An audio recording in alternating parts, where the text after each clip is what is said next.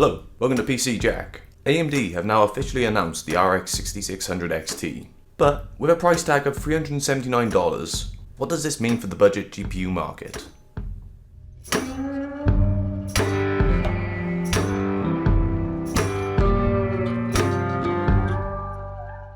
So, last week, AMD officially announced the latest in their lineup of RDNA 2 cards with the RX 6600 XT, a card intended for high-performance 1080p gaming, taking aim directly at Nvidia's RTX 3060. Launching 11th of August exclusively to AIB partners, meaning no reference design from AMD themselves this time around. While it seems to be yet another GPU launch we're going to struggle to get excited for, before we go into my thoughts and the general consensus on this release, let's take a look at the official specs that AMD have provided.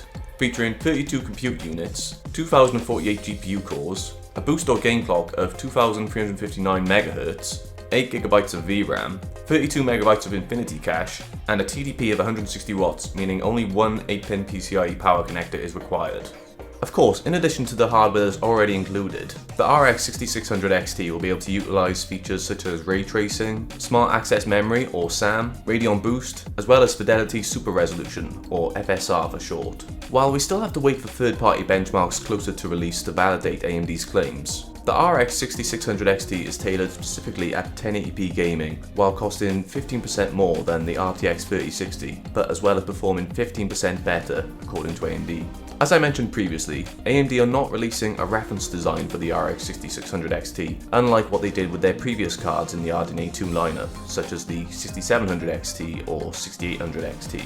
Instead, this will be AIB only, meaning you'll see designs from the likes of Sapphire, PowerColor, XFX. Now, it's going to come as no surprise, but the PC community is feeling that AMD are still missing the mark when it comes to these GPU releases. It seems all but certain that this release will be much like every other release over the last year. And while AMD has sold their reference designs exclusively through their own website, which has allowed for better allocation, delegating this release to AIBs exclusively will limit who can actually get these cards at launch even more than previously. Personally, while I would hope that more entries in the lineup from both AMD and Nvidia would help to alleviate stock and spread it across a different range of user requirements, I still feel this isn't enough. With a price tag of $379, it's saddening to see the idea of the mid-range or budget graphics card becoming a distant reality at the moment.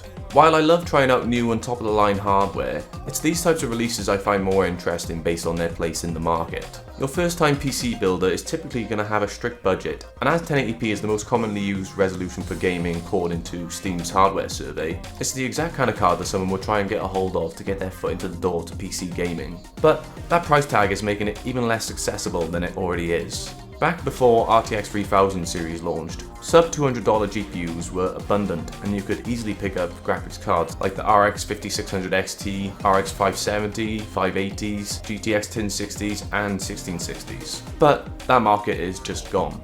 Not everyone wants to spend more than $300 on a GPU, let alone is actually able to fully utilize a graphics card above that price range. But both AMD and Nvidia forgetting about the entry-level market. It's just a sad reality we're all in where these companies can cash in on the current market conditions and make an extra buck.